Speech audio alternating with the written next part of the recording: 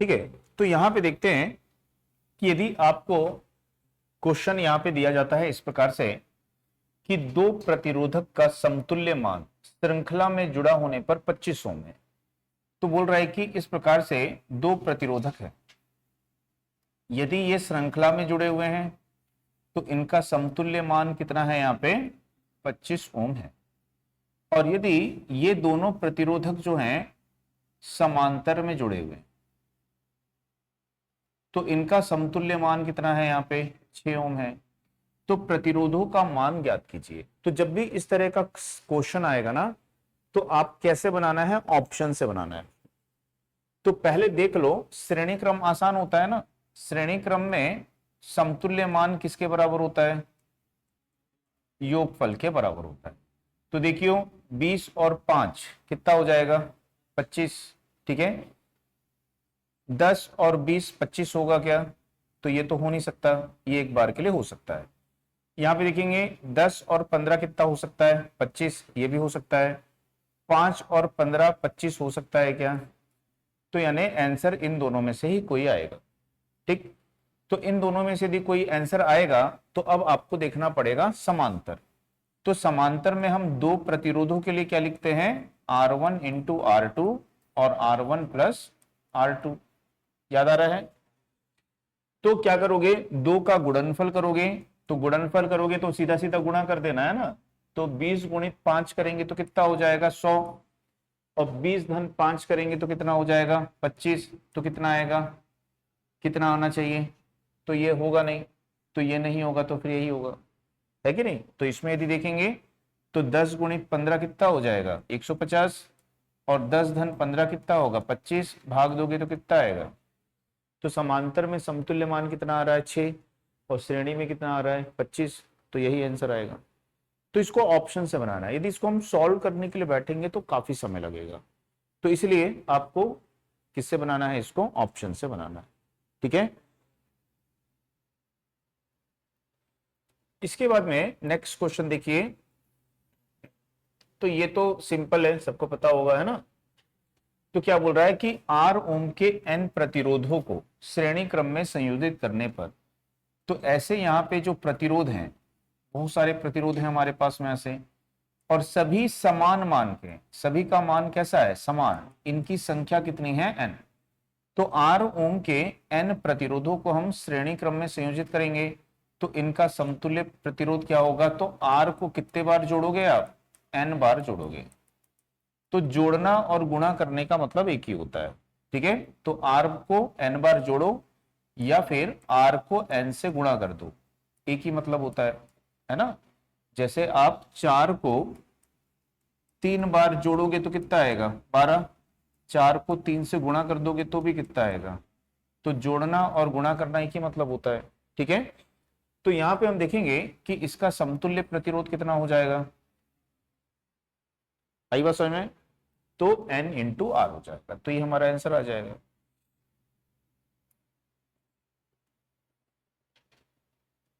इसको देखिए क्या बोलता है, श्रेणी क्रम में संयोजित प्रतिरोध का प्रभावी मान क्या होगा। तो बहुत सरल है कि श्रेणी क्रम में यदि हम प्रतिरोध को जोड़ते हैं तो उसका जो समतुल्य मान होता है वो किसके बराबर होता है, इन सभी के योगफल के बराबर होता है।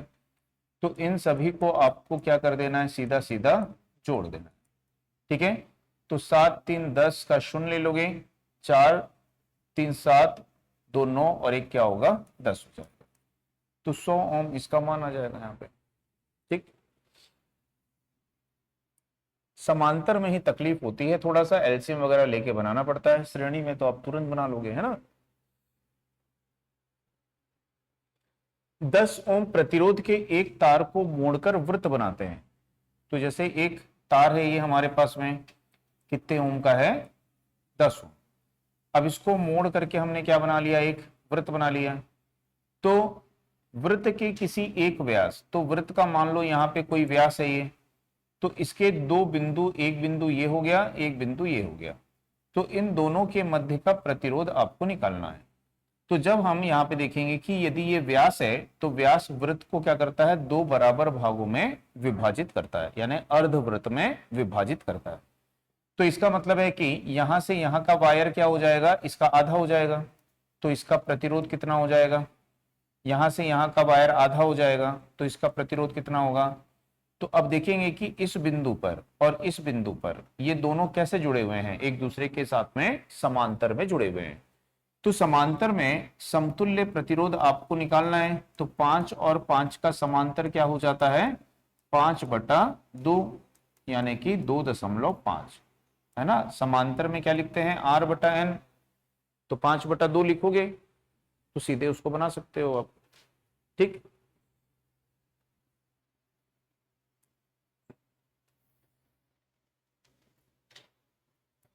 इसको देखिए, 2 ओम, 3 ओम और 6 ओम के 3 प्रतिरोध समांतर में जुड़े हैं, तो संयोजन का प्रतिरोध होगा, ठीक है। तो यहां पे समांतर में जोड़ा गया है, तो समांतर में कैसे निकालते हो, 1/2, 1/3, 1/6, एलसीएम कितना आ जाएगा इसका, ठीक। तो ये देखेंगे 2 से कितने बार जाएगा, 3, 3 से कितने बार जाएगा, 2, 6 से कितने बार जाएगा, 1, तो 6/6 काटेंगे तो क्या आएगा, 1/1 बराबर 1 आ जाएगा। तो आर का मान भी कितना आएगा, 1 आएगा, ठीक।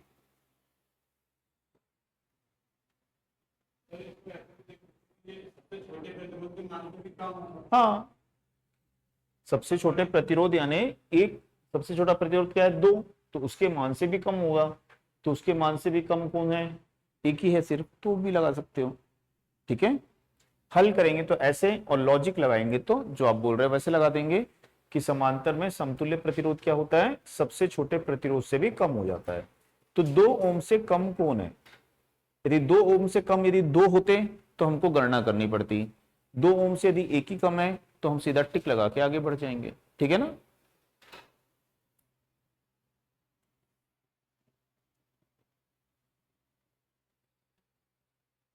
तीन प्रतिरोध R1, R2, R3 समांतर में जुड़े हुए हैं, ठीक है, जिसमें R1 सबसे बड़ा है, उससे छोटा R2 है और उससे छोटा R3 है। यदि एक अतिरिक्त प्रतिरोध इन समांतर में, इनके समांतर में जोड़ दिया जाए तो कुल समतुल्य प्रतिरोध कितना होगा, ठीक है। तो जैसे हम पढ़ते हैं ना कि इस प्रकार से ये 3 समांतर शाखाएं हैं, यदि देखेंगे कि इनका समतुल्य प्रतिरोध आपको मिल रहा है कुछ, मान लो ये है ना, यदि इसके समांतर में एक और शाखा जोड़ दी जाए तो इस समतुल्य प्रतिरोध का मान क्या होता है, घट जाता है। तो समांतर शाखाओं की संख्या बढ़ने पर समतुल्य प्रतिरोध क्या होता है, घट जाता है, ठीक है। और यदि बोलेगा समांतर शाखाओं की संख्या को हम कम करते जाएंगे तो समतुल्य प्रतिरोध क्या होते जाएगा, बढ़ते जाएगा। तो ये वही चीज पूछ रहा है कि 3 प्रतिरोध पहले से समांतर में थे, एक अतिरिक्त प्रतिरोध और जोड़ देंगे तो अब कुल प्रतिरोध क्या हो जाएगा, तो उसका मान यहाँ पे घट जाएगा। तो यहाँ पे सबसे छोटा प्रतिरोध कौन है, तो उसके मान से भी क्या हो जाएगा, वो कम हो जाएगा, है ना। तो ये लॉजिक वाला क्वेश्चन है ना।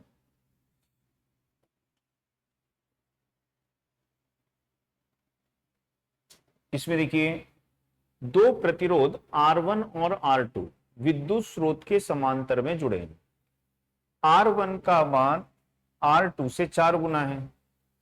तो यहां पे देखेंगे कि ऐसे दो प्रतिरोध हैं, एक है R1 और दूसरा है R2। बोल रहा है R1 का जो मान है वो इस R2 से कितना गुना है, 4 गुना है, ठीक है। तो इस R1 में प्रवाहित विद्युत धारा का मान कितना होगा, तो इन दोनों में हमको तुलना करनी है। तो तुलना यहां पे हम कैसे करेंगे, तो यदि हम निकालते हैं, इसको मान लेते हैं I1 और इसको क्या मान लेते हैं, I2, और मान लेते हैं कि यहां पे क्या होगी, वोल्टेज होगी V।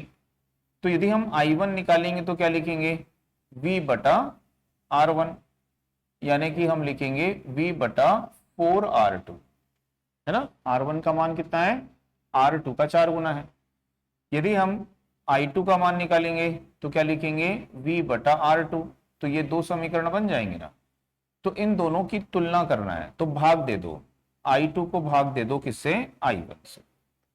तो V बटा R2 को भाग दे देंगे किससे, V बटा 4R2 से, तो ये कैंसिल हो जाएगा, ये भी कैंसिल हो जाएगा। तो यहां पे हम देखेंगे कि ये जो है ना, ये V और V कैंसिल हो गया, R2 कैंसिल हो गया, तो ये 4 कहां आ जाएगा, ऊपर आ जाएगा, तो ये 4 यहां पे आ जाएगा। तो हम देखेंगे कि जो I2 का मान है वो I1 का कितना गुना होगा, तो जिसका प्रतिरोध कम होता है उससे ज्यादा धारा जाती है, तो इससे धारा ज्यादा जाएगी, क्योंकि धारा प्रतिरोध के क्या होती है, व्युत्क्रमानुपाती होती है।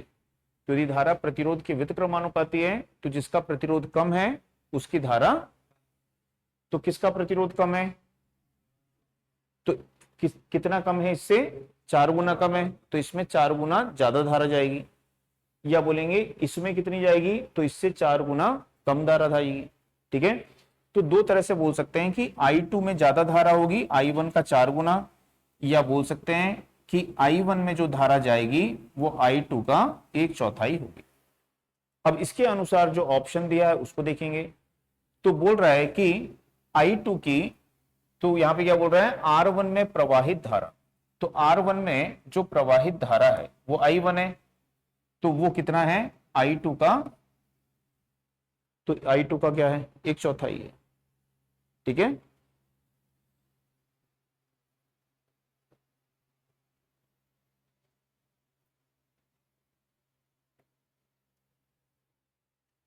उसके बाद में इसको देखिए क्या बोल रहे हैं, 3 ओम के 3 प्रतिरोधों को एक त्रिभुज के रूप में जोड़ा गया है। तो यहां पे ऐसे एक प्रतिरोध, दूसरा प्रतिरोध, तीसरा प्रतिरोध, तो ये सभी 3-3 ओम के हैं। तो ऐसे 2 कोने ले लेंगे और इनके मध्य प्रतिरोध का समतुल्य मान निकाल लेंगे। ठीक, तो यहां पे देखेंगे कि जब हम यहां से देखेंगे ना परिपथ को, तो हमको दिखेगा ये वाला बिंदु और ये वाला बिंदु, तो इन दोनों बिंदुओं के मध्य ही हमको क्या निकालना है, समतुल्य प्रतिरोध। तो हमको यहां से देखने पर क्या दिखेगा कि ये दोनों कैसे जुड़े हुए हैं, श्रेणी क्रम में, तो ये दोनों आपके रहेंगे श्रेणी क्रम में, और इसके साथ क्या आ जाएंगे, समांतर में। तो श्रेणी में 3 धन 3 कितना हो जाएगा, 6। तो यदि इसको हम दोबारा से बनाएं परिपथ को, तो हम इसको ऐसे बना सकते हैं, तो ये वाला जो 3 है वो यहां लगा दिए, ये दोनों किसके बराबर हैं, 6, तो इन दोनों का समतुल्य मान 6 यहां पे आ गया। अब ये दोनों हमको कैसे दिखाई दे रहे हैं, समांतर में, तो समांतर में 2 प्रतिरोधों के लिए हम क्या लिखते हैं, R1 गुणित R2 और R1 धन R2, तो 6 गुणित 3 बटा 9 हो जाएगा, 18 बटा 9 कितना आ जाएगा, 2 ओम आ जाएगा। ठीक है, तो 2 ओम इसका यहां पे आंसर आ जाएगा।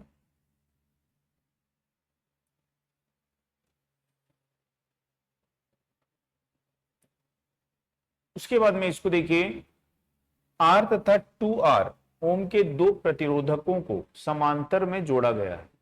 यदि R ओम प्रतिरोध का प्रतिरोधक 200 वॉट की शक्ति व्यय करता है, तो 2R का प्रतिरोध कितनी शक्ति व्यय करेगा। तो इस प्रकार से बोल रहा है कि 2 प्रतिरोध हैं, एक है R और दूसरा यहां पे है 2R। ठीक है, इसको समांतर में हमने जोड़ दिया है। ये कितनी शक्ति व्यय करता है यहाँ पे, तो 200 वॉट, तो ये कितनी शक्ति व्यय यहाँ पे करेगा। तो यदि हम देखें, सॉरी, ये कितनी शक्ति व्यय करेगा ये निकालना है। तो यदि हम देखें शक्ति का क्या सूत्र होता है, तो वोल्टेज बटा क्या होता है, प्रतिरोध होता है। ठीक है, तो P इक्वल टू क्या होता है, V²/R होता है। तो यहां पे इसका प्रतिरोध कितना है, इसका प्रतिरोध कितना है, इससे दुगना है। ठीक है, तो यदि हम किसी भी समीकरण में, है ना, इसको हम 2 से भाग दे रहे हैं, 2 से भाग दे रहे हो यानी दुगना कर दे रहे हो, तो इसको भी क्या करोगे, पास में आ रही है, तो शक्ति क्या हो जाएगी, तो 200 बटा क्या हो जाएगी, तो कितनी वॉट हो जाएगी।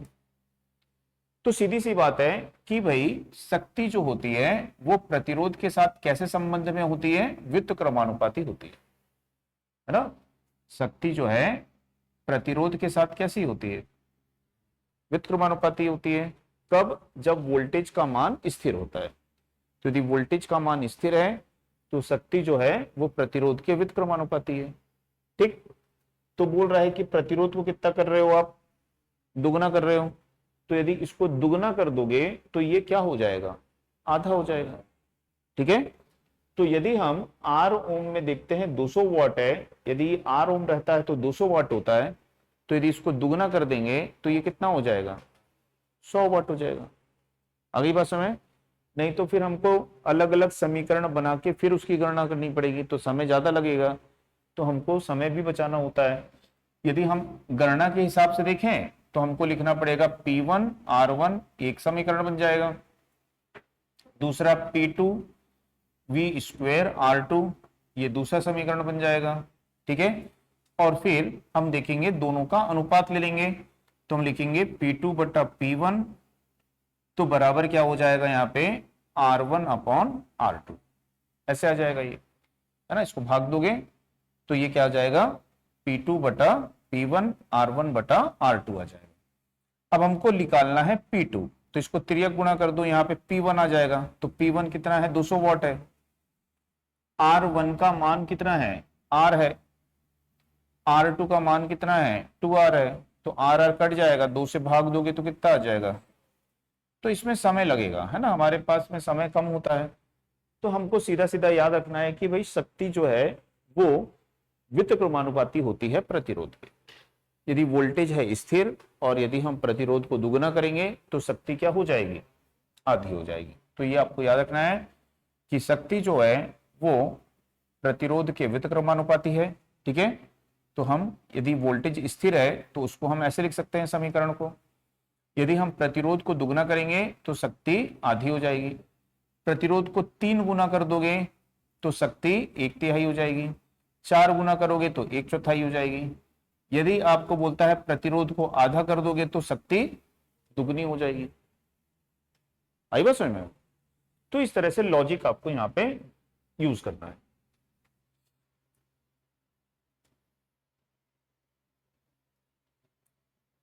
उसके बाद में यहां पे देखिए, दो समान प्रतिरोधकों को श्रृंखला में जोड़ने पर उनका प्रभावी प्रतिरोध R1 है तथा उन्हें समांतर में जोड़ने पर उनका प्रभावी प्रतिरोध R2 है। तो R1 और R2 का मान क्या होगा। तो दो कोई प्रतिरोधक हैं, ठीक है। अब प्रतिरोधक हमको बताया है क्या कितने वैल्यू के हैं, नहीं है, ठीक है। तो हम मानेंगे कि दोनों प्रतिरोधक कैसे हैं, समान। तो दो लिखा, अच्छा यहां लिखा है दो समान प्रतिरोधक। तो दो समान प्रतिरोधक हैं, इनको यदि हमने जोड़ दिया है तो इनका समतुल्य जो है वो किसके बराबर है, R1 के, ठीक है। और यदि इनको हमने कैसे जोड़ा है, श्रृंखला, श्रृंखला यानी क्या हो गया, श्रेणी, इसको श्रेणी कर दो पहले। तो यदि इसको हमने ऐसा श्रेणी में जोड़ा है, श्रृंखला में जोड़ा है, तो ये R है, ये भी R है, और इनका समतुल्य हमको कितना मिल गया है, यहाँ पे R1 मिल गया। और यदि इनको हम समांतर में यहाँ पे ऐसा जोड़ देते हैं तो ये भी R है, ये भी R है, तो इनका समतुल्य आपको अब कितना मिल गया है, यहाँ पे R2 मिल गया, ठीक है। तो श्रेणी में जो ये R1 है ये किसके बराबर होगा, R धन R, 2R के बराबर होगा, ठीक है। और श्रृंखला में ये जो R2 है ये किसके बराबर होगा, R/N, यानी R/2। N क्या है, प्रतिरोधों की संख्या, ठीक है। अब इसमें बोल रहा है कि इन दोनों का अनुपात क्या होगा। तो इनका अनुपात ले लेंगे R1 बटा R2, तो ये है 2R और ये क्या है, R बटा 2, ठीक है। तो R और R क्या हो जाएगा, कट जाएगा, ये 2 ऊपर आ जाएगा तो क्या बन जाएगा, 4 बन जाएगा। तो इनका जो अनुपात है R1 और R2 का जो अनुपात है वो क्या होगा, 4/1, यानी क्या आएगा, 4:1 आ जाएगा। तो अनुपात में नहीं लिखा है, 4 लिखा है, तो 4 लिख देंगे उसको, ठीक। तो ये हमारा आंसर आ जाएगा।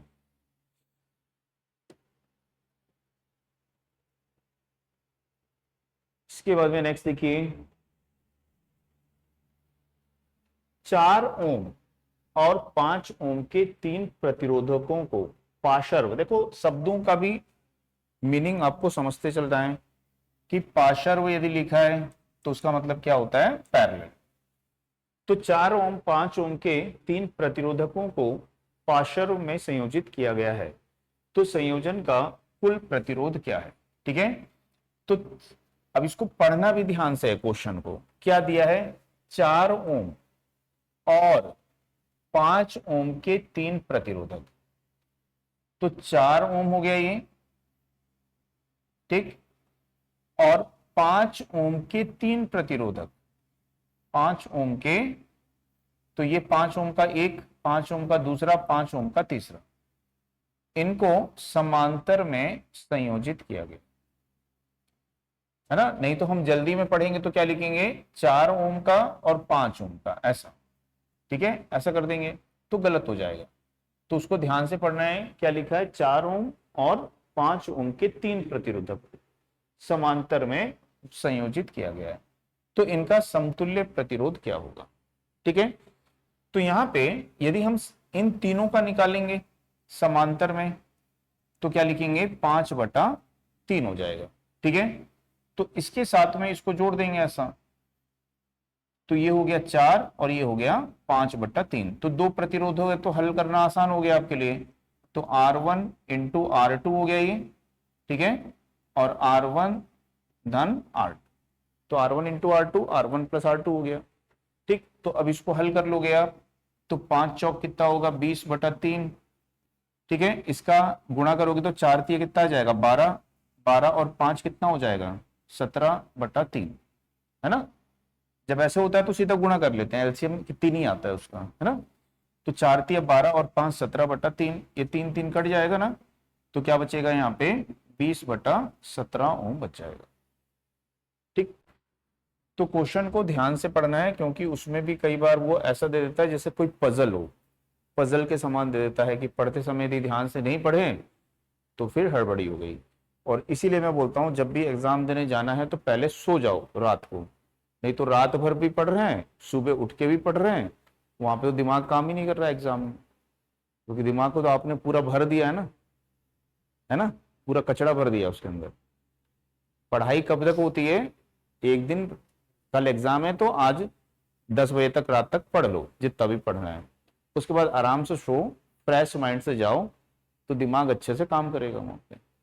और पढ़ते पढ़ते जा रहे हैं, बस में भी पढ़ रहे हैं, एग्जाम सेंटर के बाहर भी पढ़ रहे हैं, साल भर क्या किए? 2 साल क्या किए हैं? तो कोई मतलब नहीं, वो पढ़ाई काम नहीं आती और दिमाग को खराब कर देती है।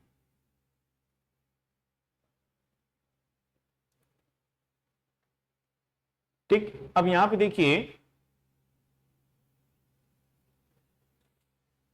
20 डिग्री सेल्सियस पर तांबे की प्रतिरोधकता आपको दी हुई है, और इतना वर्ग मिलीमीटर क्षेत्रफल वाले तांबे के तार के 100 मीटर रोल पर कुल डीसी प्रतिरोध की गणना करनी है। तो डीसी प्रतिरोध का मतलब है ये जो प्रतिरोध का सूत्र होता है ना, इससे जो हम प्रतिरोध की गणना करते हैं वो डीसी प्रतिरोध ही होता है। ठीक है, तो यहां से इससे आपको गणना करनी है। तो गणना करते समय इन सब का जो मान है वो सही एसआई मात्रक में रखना है ना। तो जैसे प्रतिरोधकता का जो एसआई मात्रक होता है वो क्या होता है? ओम मीटर। तो ये सही मात्रक में दिया है, तो इसको हम सीधा रख देंगे कि ये इतना ओम मीटर है। अब यहाँ पे क्षेत्रफल का मात्रक क्या होता है? तो क्षेत्रफल का मात्रक होता है मीटर का वर्ग, और ये किसका वर्ग दिया है? मिलीमीटर का वर्ग दिया है। तो आपका जो क्षेत्रफल यहाँ पे दिया हुआ है वो दिया हुआ है 2.5, ठीक है, और मिलीमीटर यानी mm का वर्ग दिया हुआ है। तो इसको आपको किस में बदलना पड़ेगा? मीटर के वर्ग में बदलना पड़ेगा। ठीक है, तो आपको याद रखना है कि ये जो 2.5 है mm है ना, mm का मतलब क्या होता है? mm गुणित mm, 2 बार mm है। तो mm को यदि हमको किस में बदलना है? मीटर में। तो 1 मीटर में कितने mm होते हैं? 1000। तो 1000 से भाग दे दोगे तो ये mm मीटर में बदल जाएगा, लेकिन ये तो भी नहीं बदला है, तो इसको भी भाग देना पड़ेगा। तो 2 बार इसको 1000 से भाग देंगे तो ये मीटर मीटर मीटर स्क्वायर हो जाएगा। तो इसको हम लिख सकते हैं 2.5 गुणित 10⁻⁻6, है ना। ये 10⁻3 ऊपर आएगा तो -3 हो जाएगा, ये -3, तो 10⁻6 हो जाएगा। तो अब ये क्या बन जाएगा? वर्ग मीटर बन जाएगा, मीटर स्क्वायर बन जाएगा। तो ये, और जो लंबाई है, तार की लंबाई किसमें दिया है आपको, मीटर में दिया है, तो उसको आपको बदलने की जरूरत नहीं है। तो इसको आप सीधा यहाँ पे रख दोगे और इसको रख दोगे यहाँ पे 2.5 गुणित 10⁻⁻6। अब इसको आप सरल कर लोगे तो यहां पे देखेंगे कि ये जो 10⁻⁻6 है, जब ये ऊपर आएगी तो क्या बन जाएगी, 10⁻6 बन जाएगी, 10⁻7, 10⁻8। तो ये वाली वैल्यू इसको कैंसिल कर देगी, ठीक है। तो आपके पास में क्या बच गया, 1.72, और इसको किससे भाग देना है, 2.5 से इसको भाग देना है। तो जब इसको आप भाग दोगे, ठीक है, तो आप इस दशमलव को हटाना है तो उसको हटा सकते हो आप, तो इसको लिख सकते हो 17.2/25, ठीक है।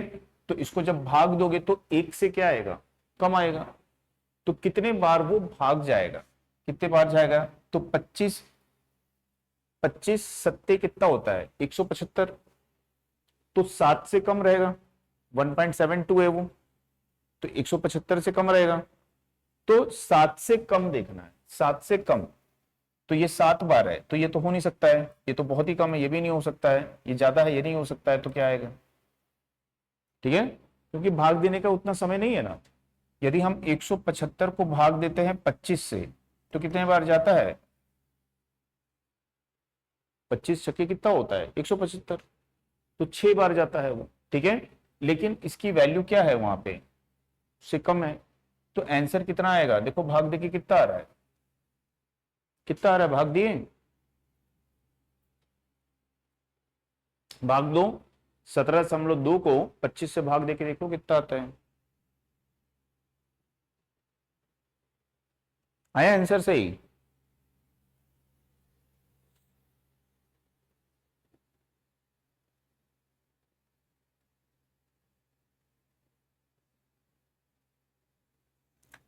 ठीक है, तो कितना आ जाएगा, 0.688 आएगा।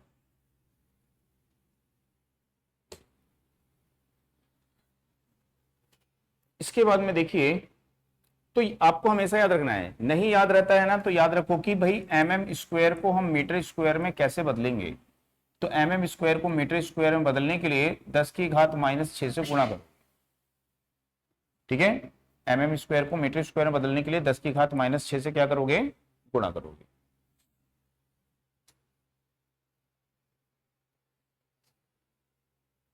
इसके बाद में नेक्स्ट देखते हैं,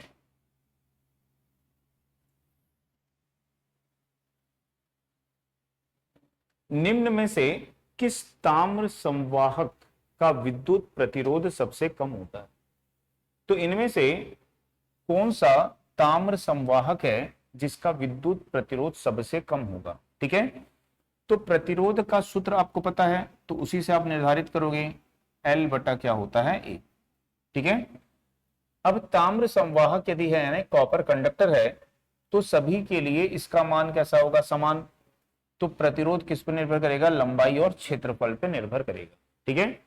तो यदि हम लंबाई यहां पे ले लेंगे 2/2, है ना। अब इसको जरूरत नहीं है बदलने की, क्योंकि हमको अनुपात निकालना है ना, हमको कोई आंसर नहीं लाना है। इसको क्या लिखोगे, 3/1, इसको लिखोगे 3/2, इसको लिखोगे 4/2, ऐसे लिखा हुआ है। अच्छा उल्टा लिख दिया मैंने यहाँ पे कुछ कुछ, अच्छा लंबाई बाद में दिया है, ये लंबाई कितनी है 2, तो 2/2, इसकी लंबाई कितनी है 1/3, इसकी लंबाई कितनी है 2/3, इसकी लंबाई कितनी है 2/4। तो इसका मान कितना आएगा, एक, इसका मान 0.33, इसका मान 0.67, और इसका मान कितना आएगा 1/2, 1/2 मतलब कितना आ जाएगा 0.5। तो इसमें देख लो क्या बोल रहा है, सबसे कम कौन दिख रहा है आपको, 0.33, तो हम बोल देंगे कि इसका प्रतिरोध क्या होगा, सबसे कम होगा, ठीक है। यहाँ पे हमको mm को मीटर में बदलने की जरूरत नहीं है, क्योंकि सभी mm में, हमको सिर्फ अनुपात देखना है कि किसका अनुपात जो है सबसे कम आएगा, उसका प्रतिरोध ही सबसे कम आएगा, ठीक है।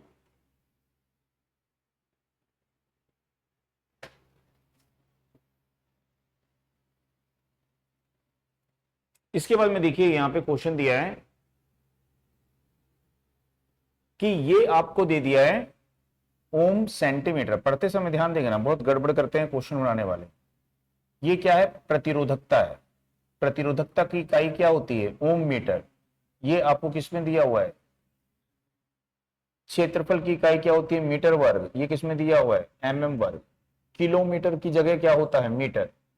तो प्रतिरोध क्या हो जाएगा यहाँ पे? रो एल बाई ए। तो इसको आपको किसमें चेंज करना पड़ेगा? मीटर में। तो यदि सेंटीमीटर है ना, सेंटीमीटर को मीटर में बदलना है तो एक मीटर में कितने सेंटीमीटर होते हैं? 100। तो 100 से भाग दे दो, तो ये क्या बन जाएगा? तो मतलब कि इसको आपको 100 से भाग देना है। तो 100 से भाग दोगे तो ये दोनों जीरो ऊपर आएंगे तो माइनस हो जाएंगे। तो 10 की घात कितनी हो जाएगी? -8 हो जाएगी। बात समझ आ गई? तो इसको हम बोलेंगे 1.7 इंटू 10⁻⁻8 हो गया।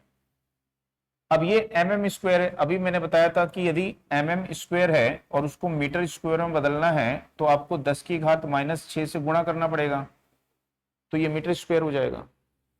तो यहाँ पे जो क्षेत्रफल है वो हो जाएगा 5 गुणित 10 की घात -6। लंबाई किसमें होती है? मीटर में। और किसमें दी हुई है? किलोमीटर में। तो लंबाई का मतलब है 2 किलोमीटर, मतलब 1 मीटर। 1 किलोमीटर में कितने मीटर होते हैं? 1000। तो इसको क्या लिखेंगे? 2000 मीटर लिखेंगे। ठीक है, तो इसको लिख दोगे 2000 मीटर। अब इस सबको हल कर लोगे यहाँ पे तो देखेंगे ये जब ऊपर आएगा तो क्या होगा? 10 की घात 6 बन जाएगा। इसमें से 2 जीरो हम ले लेते हैं, 10 की घात 7, 10 की घात 8। तो ये जो वैल्यू है इसको कैंसिल कर देगी। ठीक है, अब 5 से इसको भाग दे दो, 5 चौक 20 हो गया। अब इसको गुणा कर दो तो 17 दूनी 34 दूनी कितना होता है? 68। तो 6.8 ओम इसकी वैल्यू आ जाएगी। समझ में आया? तो एसआई यूनिट आपको याद रखनी है कि भाई प्रतिरोधकता की एसआई यूनिट होती है ओम मीटर, लंबाई की होती है मीटर, और क्षेत्रफल की होती है वर्ग मीटर।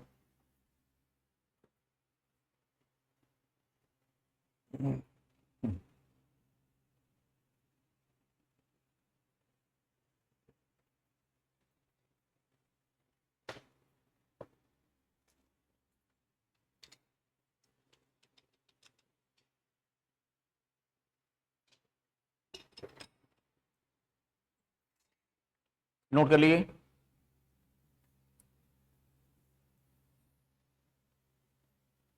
अब इसके बाद में देखिए क्या बोल रहा है। सेम उसी तरह का क्वेश्चन है ये भी, है ना। तो यहां पे देखो क्या दिया है, थोड़ा सा माइक्रो ओम। तो माइक्रो का मतलब क्या होता है? 10 की घात -6। तो 10 की घात माइक्रो को यूज किए तो 10 की घात -6 हो गया। अब बन गया ये ओम बचा, ओम को लिख लिए। सेंटीमीटर है तो सेंटीमीटर को लिख लिए। अब इसको हमको किसमें बदलना है? ओम मीटर में। तो हम इसको किससे भाग दे देंगे? 100 से, है ना, क्योंकि 1 मीटर में 100 सेंटीमीटर होते हैं तो 100 से भाग दे देंगे। तो कितना हो जाएगा ये? 60 गुणित 10 की घात -8। ये दोनों ऊपर आएंगे तो माइनस में हो जाएंगे। तो इतना ओम मीटर इसका मान हो जाएगा। ठीक, अब जो ये क्षेत्रफल दिया हुआ है ये किसमें दिया है? mm स्क्वायर में। तो क्षेत्रफल मैंने बताया है कि यदि आपको मीटर स्क्वायर में करना है तो 10 की घात -6 से गुणा करोगे तो क्या बन जाएगा? वो मीटर स्क्वायर। लंबाई किस में दी हुई है? मीटर में। तो ये मीटर में ही दिया हुआ है। तो बस सूत्र में आप इसके मान को रख दो। तो इसका मान है 60 गुणित 10 की घात -8। लंबाई है 200 और क्षेत्रफल है 0.01 गुणित 10 की घात -6। ठीक है, तो 10 की घात -6 ऊपर आएगा तो क्या बन जाएगा? वो 10 की घात -8 की जगह नहीं, 10 की घात 6 बन जाएगा, है ना। 10 की घात -6 है, ये ऊपर आएगा तो क्या बन जाएगा? 10 की घात 6 बन जाएगा। 10 की घात 7, 10 की घात 8। तो इनका और इसका प्रयोग करके हम इसको काट सकते हैं यहाँ पे। बात समझ में आई? अब यहाँ पे ये क्या है? 0.01 है। तो 0.01 का मतलब क्या होता है? तो इसका मतलब होता है 0.01 को हम लिखते हैं 1 गुणित 10 की घात -2। तो जब ये ऊपर आएगा तो क्या बन जाएगा? वो 10 की घात 2 बन जाएगा। ठीक है, तो यहां पे देखेंगे कि जब वो ऊपर आएगा तो क्या बन जाएगा? 10 की घात 2। तो इसको गुणा कर दो तो कितना हो जाएगा, ये 120। जब ये ऊपर आएगा तो क्या बन जाएगा, 10 की घात 2 बन जाएगा। तो कितना हो गया, देखो ये 12 गुणित 10 की घात 3 हो गया। 10 की घात 3 का मतलब क्या होता है, किलो। तो इसको क्या बोलेंगे, किलो। 10 की घात 3 का मतलब क्या होता है, किलो, है ना। इस सूत्र से जो गणना करते हैं वो ओम में आता है। तो यदि हमारे पास आ रहा है 12,000 ओम, तो उसको किलो में बदलना है, तो 10 की घात 3 का मतलब क्या होता है, किलो होता है। तो क्या बोलेंगे, 12 किलो ओम बोलेंगे। ठीक है, तो इसका आंसर क्या आएगा यहाँ पे, 12 किलो ओम आ जाएगा। इसके बाद में नेक्स्ट देखिए,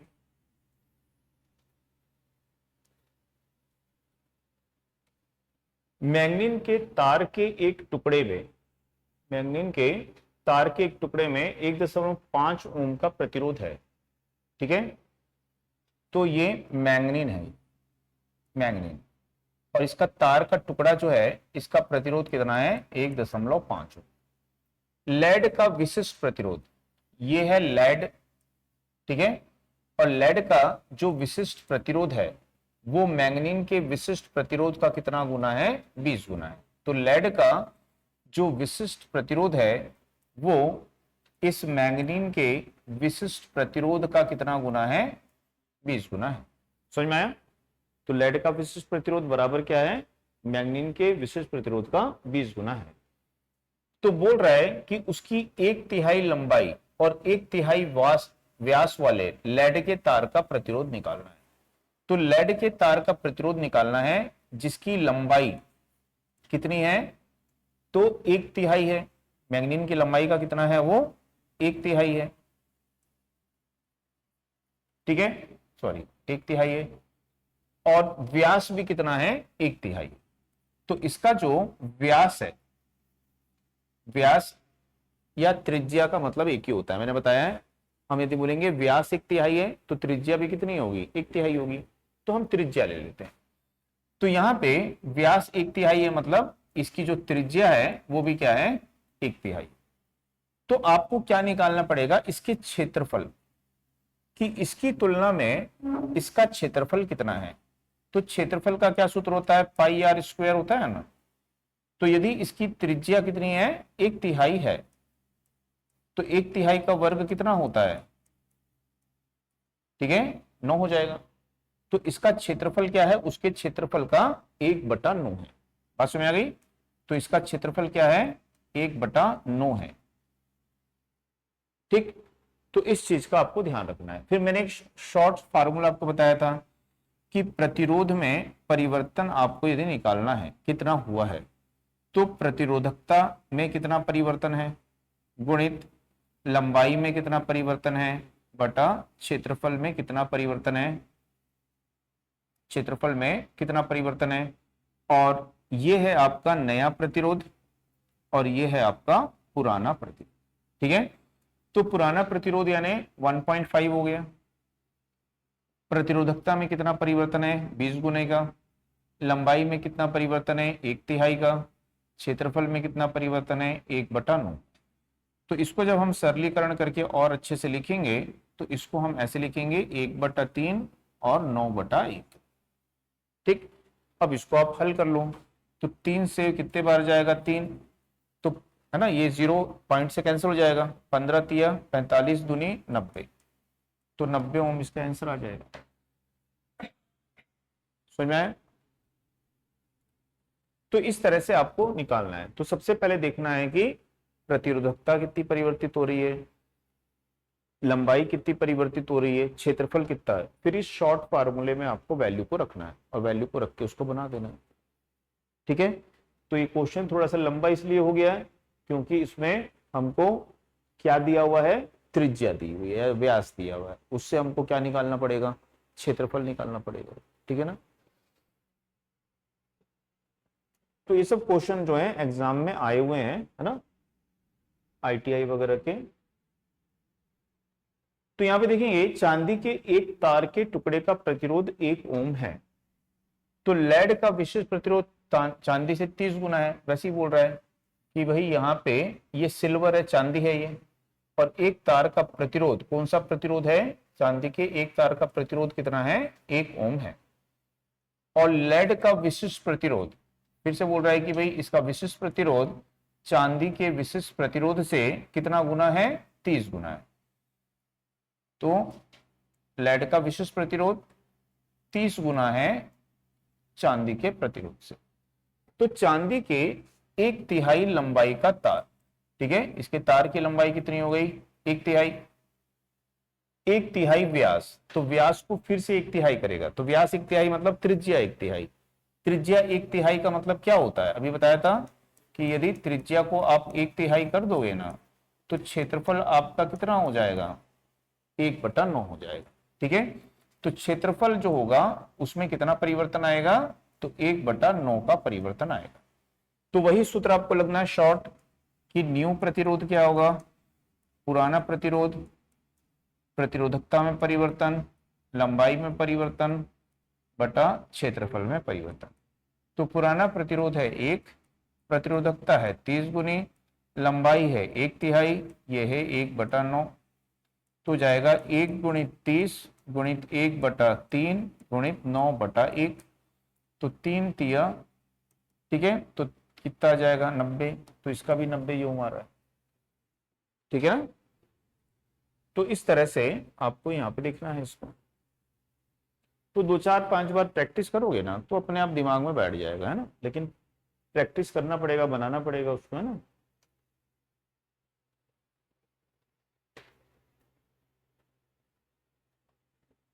तो यहाँ पे बोल रहा है 2% सहनशीलता वाले प्रतिरोधक की निम्न सीमा 147 ओम है, तो उसका अभिमान क्या होगा। ठीक है, तो जैसे हम देखते हैं कि कोई प्रतिरोध जो है 100 ओम का है, इसमें हम क्या लिखते हैं, ±2%, ऐसे लिखते हैं ना। तो यदि इसका उच्च मान बोलेंगे तो वो क्या होगा, 100 धन 100 का 2%। तो 100 धन 100 का 2% निकालेंगे तो कितना आ जाएगा, 2 आ जाएगा, है ना। तो कितना हो जाएगा ये 102। इसका यदि निम्न मान बोलेंगे तो निम्न मान क्या होगा, 100 ऋण 100 का 2%। तो हम क्या लिखेंगे, 100 माइनस 2 बराबर कितना आएगा, 58, ऐसे निकालते हैं। तो उसी तरह से बोल रहा है कि यदि हमने निम्न मान निकाला है और वो निम्न मान कितना आया है आपका, कितना आया है 147, तो निम्न मान आपका कितना आया है, 147 आया है।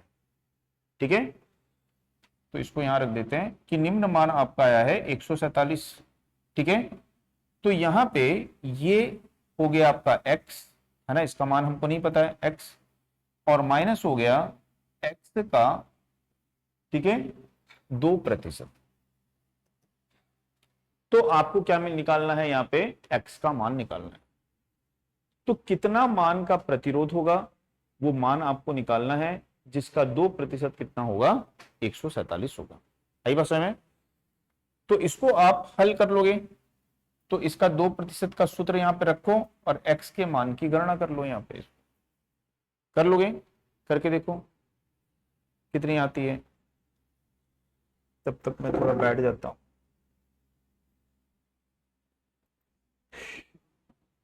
तो समझ में आया।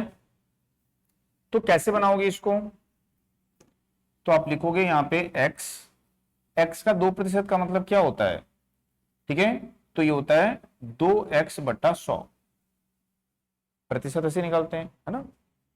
तो यहां पे इसको क्या करोगे, एलसीएम ले लोगे, तो इससे गुणा कर दोगे इसको, यहाँ पे कितना आएगा, ये 147 ऐसे चलते रहेगा यहाँ पे। तो इसका गुणा कितना आ जाएगा यहाँ पे 100, ठीक है, x माइनस 2x बराबर कितना आएगा 98x/100। तो इसका तिर्यक गुणा इसमें कर दोगे तो हो जाएगा, बराबर होगा 98x। तो x का मान कितना आएगा, तो इससे भाग दोगे ना तो कितना आ जाएगा आपके पास में, 150 होगा। ठीक है, तो समय क्या लग रहा है हमको, यहाँ पे ज्यादा लग रहा है, तो इससे अच्छा है कि हम क्या करें, इसको ऑप्शन से बना लें। तो ऑप्शन से जब आप बनाओगे तो आप क्या करोगे, इनमें से सबका 2-2% निकालते जाओ। इसका 2% कितना होगा, तो 14 दूनी 8, 2% यानी 2 से गुणा कर दो, ठीक है। या इसको आप ऐसे करोगे 147, यहां लिख देता हूं इस साइड, 147% कैसे निकालते हैं, 148 है, 148 गुणित 2/100, तो ये 2 और ये प्रतिशत यानी प्रत्येक 100 में 2 है, तो 2% ऐसे लिखते हैं। तो इसको भाग दोगे तो 1.48 गुणित 2 आ जाएगा, तो कितना आ जाएगा वो 2.96 आ जाएगा। 48 दूनी कितना होता है 96। इसका यदि हम निकालेंगे तो वो कितना आ जाएगा 1.52 आएगा ना, 100 से भाग है ना, तो 1.52 का दुगना कितना आ जाएगा 3.4 के लगभग आ जाएगा, ठीक है। तो 3.4 आ जाएगा। इसका लेंगे तो कितना आएगा 3 आएगा। इसका लेंगे 16 दूनी 32, 3.2 के लगभग आ जाएगा, ठीक है, 0.4 आएगा इसका। तो यहां पे हम देखेंगे कि इस प्रकार से जब हम इसको हल करते हैं, इसको जब हम यहाँ पे इस तरह से प्रतिशत निकालते हैं, तो इसमें जोड़ना है आपको, क्या करना है, इसमें जोड़ना है। तो जोड़ोगे तो जो आंसर आएगा वही आंसर यहाँ पे होगा। तो इसमें जोड़ो इसको, तो कोई आंसर मिलेगा क्या आपको, नहीं मिलेगा। इसको जोड़ोगे तो आंसर मिलेगा, नहीं मिलेगा। इसको जोड़ोगे तो आपको आंसर मिलेगा। तो ऐसे आप उसको निकाल सकते हो, या फिर आपको इस फार्मूले से निकालना पड़ेगा, ठीक है, कि निम्न मान यदि आपको निकालना है तो 147 और x माइनस एक्स का 2% करके निकालना पड़ेगा, ठीक है ना। तो ऑप्शन से बना सकते हैं या फिर उसको हल करके भी बना सकते हैं।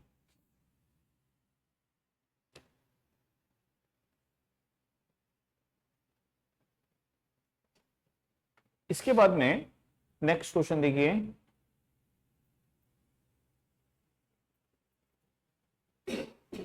घरेलू अनुप्रयोगों में लोड कैसे जोड़े जाते हैं। तो ये तो सबको पता है कि भाई घर में आप जो उपकरण लगाए हो उन सब में लोड को कैसे जोड़े हो, समांतर क्रम में। तो समांतर क्रम में ही जोड़े जाते हैं, है ना। घरेलू लाइट वायरिंग, फैक्ट्रियों में लाइट वायरिंग, स्ट्रीट यानी सड़क में लाइट वायरिंग, सभी लाइट वायरिंग में लोड कैसे जोड़े जाते हैं, क्यों जोड़े जाते हैं समांतर में, वोल्टेज का मान समान होता है, ठीक है। प्रत्येक उपकरण अपनी क्षमता के अनुसार पूरा पूरा कार्य कर सकता है। अब यहां पे देखो, किसी तार को खींचकर उसकी लंबाई को 10% बढ़ाते हैं तो उसका प्रतिरोध में कितने प्रतिशत कमी या वृद्धि होगी। तो मैंने बताया था कि यदि तार को खींच के आप उसको बढ़ाते हो, ठीक है, तो उसका प्रतिरोध में कितनी वृद्धि हो जाती है, n²r। याद है कि यहां पे क्या स्थिर होता है, आयतन।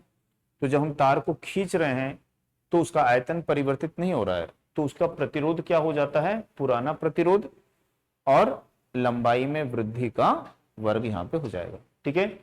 तो यदि हम 10% की वृद्धि करते हैं तो 10% है, तो प्रतिशत में यदि वर्ग होता है तो कितना हो जाता है, लगभग दुगना हो जाता है। याद आ रहा है। तो यदि 10% की वृद्धि करेंगे तो लगभग कितना प्रतिशत वृद्धि हो जाएगी उसकी लंबाई में, उसके प्रतिरोध में कितनी वृद्धि हो जाएगी, 21% की वृद्धि। दुगना मतलब वही है, 10 से आगे लेते हैं तो 21% आ जाता है। तो इसकी क्या करनी पड़ेगी, आपको गणना करके निकालना पड़ेगा।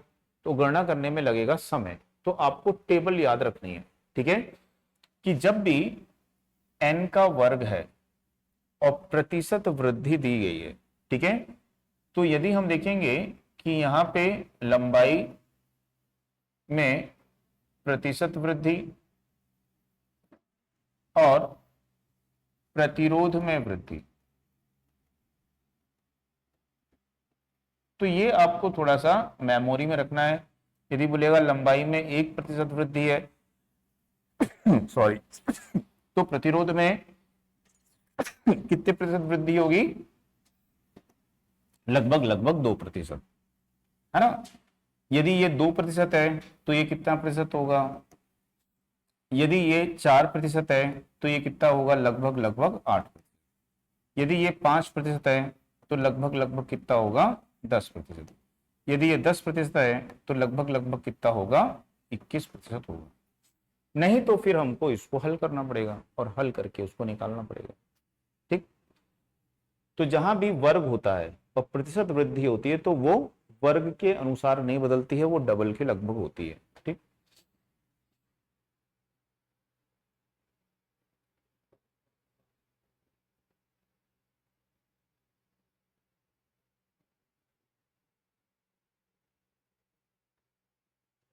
बात समझ में आ गई?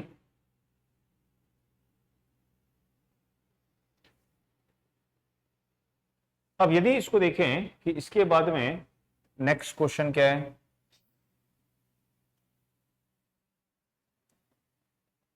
100 वॉट 250 वोल्ट रेटिंग के बल्ब का प्रतिरोध क्या हो।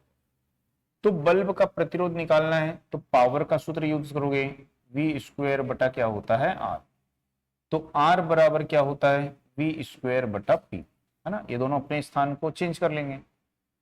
तो वोल्टेज रेटिंग आपको दी हुई है कितनी है, 250 का वर्ग कर दोगे 250 गुणे 250। शक्ति आपको दी हुई है पावर 100 वॉट, तो इन दोनों को यहाँ पे काट दोगे, 25 25 सम कितना होता है, 625। तो ये इसका आंसर आ जाएगा। तो ये तो लगभग सब बना ही लोगे, है ना।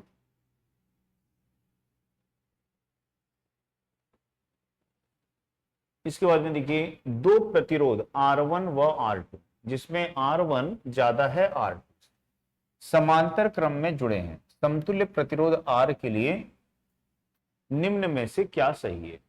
तो दो प्रतिरोध हैं ऐसे, और कैसे जुड़े हुए हैं ये, समांतर में। इसमें एक है R1 और दूसरा है R2, जिसमें कि R1 बड़ा है R2 से। तो इसका समतुल्य जो प्रतिरोध होगा वो क्या होगा, तो सबसे छोटा कौन है, R2, तो R2 से कम होगा।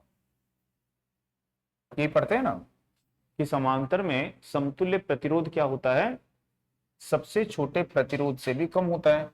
तो समतुल्य प्रतिरोध को क्या माना है यहाँ पे, R माना है, तो समतुल्य प्रतिरोध को क्या मान लिया है यहाँ पे, R। तो R जो है ये समतुल्य प्रतिरोध है और ये R2 से भी कम होगा। तो अब इसमें देखना है कि समतुल्य प्रतिरोध जो है वो क्या ज्यादा होगा इन दोनों के योगफल से, नहीं हो सकता कभी भी, ये तो कम होगा। ठीक है। तो यहां पे बोल रहा है कि R का जो मान है वो R2 से ज्यादा होगा, तो ज्यादा तो हो ही नहीं सकता है। ठीक है। यहां पे बोल रहा है कि इसका मान R2 से यहां पे भी ज्यादा होगा, नहीं हो सकता है। R का मान R2 से क्या होगा, कम। तो R का मान R2 से क्या होगा, है कि नहीं। तो इस तरह से बनाएंगे इसको।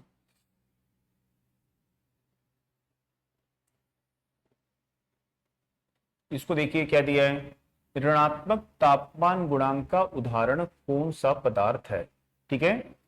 तो ऋणात्मक यानी मैंने कल बताया था क्या होता है, NTC, negative temperature coefficient of resistance. तो ये किस में होता है, तो ये होता है आपका, मैंने बताया था अर्धचालक। ठीक है।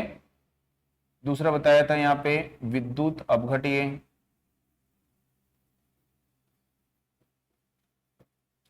एक लिखवाया था मैंने कार्बन प्रतिरोध। एक लिखाया था कुचालक, कुचालक को ही क्या बोलते हैं, अचालक, यानी इंसुलेटर। और एक लिखाया था मैंने आपको थर्मिस्टर। तो इनका प्रतिरोध ताप गुणांक कैसा होता है, ऋणात्मक।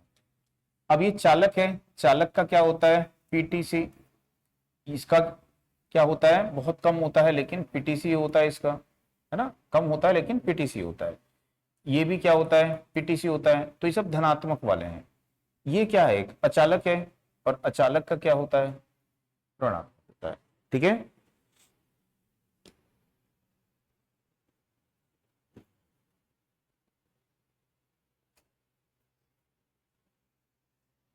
इसके बाद में देखिए नेक्स्ट क्वेश्चन क्या बोल रहा है, यदि n समान प्रतिरोध को पहले श्रेणी क्रम में और फिर समांतर क्रम में जोड़ेंगे, तो श्रेणी क्रम में जब जोड़ेंगे आप, ठीक है, तो इसको मान लेते हैं कि यह है R डैश श्रेणी क्रम, या इसको RS भी लिख सकते हैं, RS यानी श्रेणी क्रम, सीरीज। तो श्रेणी क्रम में समान प्रतिरोधों को जोड़ते हैं तो कितना हो जाता है प्रतिरोध, याद आ रहा है? यदि समांतर क्रम में जोड़ते हैं तो प्रतिरोध कितना होता है यहाँ पे R/N, ठीक है। तो n प्रतिरोधों को श्रेणी क्रम में जोड़ने पर कल भी पढ़े थे n इंटू आर हो जाता है, और समांतर क्रम में जोड़ने पर क्या होता है R/N हो जाता है। अब बोल रहा है कि दोनों अवस्थाओं में तुल्य प्रतिरोधों का अनुपात निकालना है, तो इनका अनुपात निकाल लो यहाँ पे आप, n इंटू आर और R/N, R और R कट जाएंगे ना, ये n ऊपर आ जाएगा तो n इंटू एन हो जाएगा, n इंटू एन हो जाएगा, तो क्या होगा, तो इनका अनुपात किसके बराबर होगा, n स्क्वायर के बराबर होगा, ठीक।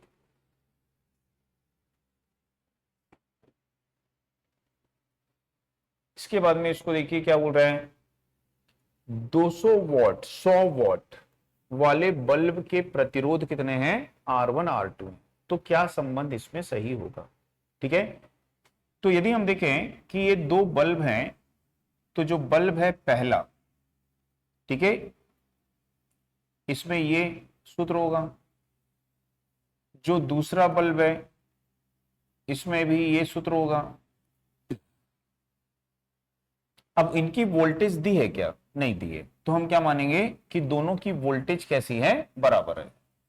तो यदि वोल्टेज बराबर है तो इन दोनों का तिर्यक गुणा किसके बराबर होगा, P1 R1 बराबर क्या होगा, है ना, इन दोनों का गुणा V स्क्वायर के बराबर होगा। इसी तरह इन दोनों का गुणा भी किसके बराबर होगा, V स्क्वायर के बराबर होगा। समझ में आ रहा है? तो इसका मतलब है कि ये V स्क्वायर P1 R1 के बराबर है और ये किसके बराबर है, P2 R2 के बराबर है, ठीक है। रेटिंग आपको दी हुई कितनी है, 100 और 200। पहले की रेटिंग है 100 और दूसरे की रेटिंग है 200। तो यहां पे क्या संबंध आपको निकालना है उसको देख लो। तो 0 और 0 क्या हो जाएगा, ये कट जाएगा, तो R1 बराबर क्या हो जाएगा, 2R2 आ जाएगा, ठीक है। तो R1 की जो वैल्यू है वो किसके बराबर आ जाएगी, यहाँ पे 2R2 के, R1 की वैल्यू 2R2 के बराबर आ जाएगी, ठीक है। तो इसको एक बार चेक करो बना के आप लोग, ठीक है। तो यहां पे हमने क्या गलती कर दी है, मान को रखने में। P1 का मान कितना है, तो उसको हमने रख दिया है यहाँ पे 100, तो ये है यहाँ पे 200 और ये यहाँ पे क्या है 100। तो P1 का मान कितना है 200 और P2 का मान कितना है 100, ये गलती कर दी थी। तो ये दोनों जीरो क्या होंगे, कट जाएंगे, तो 2R1 बराबर क्या आएगा, R2। तो R2 का मान किसके बराबर होगा, 2R1 के बराबर होगा। तो ये आंसर यहाँ पे आ जाएगा। आई बात समझ में? तो इसको नोट कर लो। तो आज इतना ही देखते हैं, बाकी फिर नेक्स्ट क्लास में आगे।